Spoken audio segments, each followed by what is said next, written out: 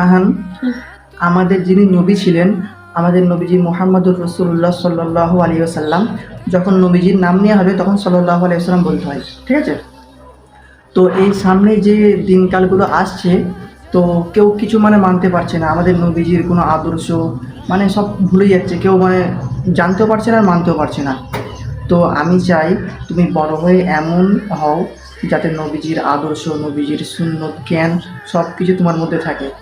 তো আমার মধ্যে যতটুকু মানে আল্লাহ পাক ইলম দিয়েছে, তো আমি সেই সমস্ত ইলম আমি তোমাকে দেওয়ার চেষ্টা করব। তো এক সময় মানে সর্বসময় আমাদের নবীজি বৈঠকে বসতেন সাহাবীদেরকে নিয়ে। তো বৈঠকে বসতেন মানে আমাদের নবীজি সাহাবীদেরকে নিয়ে প্রতিদিন এক জায়গায় একত্রিত হয়ে বসতেন, বসে আলোচনা করতেন, দিনের কথাবার্তা বলতেন।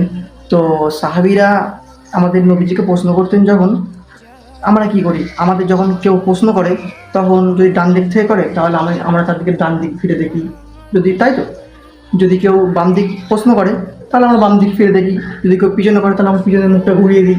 কিন্তু আমাদের নবীজির আদর্শ কেমন ছিল, আমাদের নবীজিকে যখন কেউ প্রশ্ন করতো তখন আমাদের নবীজির মুখটা না, বরং পুরো শরীরটাই তার দিকে ঘুরিয়ে দিত এরকম।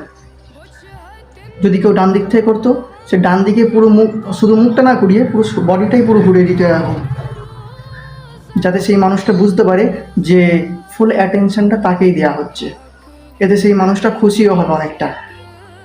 তো আমাদের নবীজি সরলভাবে সম্মানের সাথে প্রত্যেক মানুষের সাথে কথা বলতো।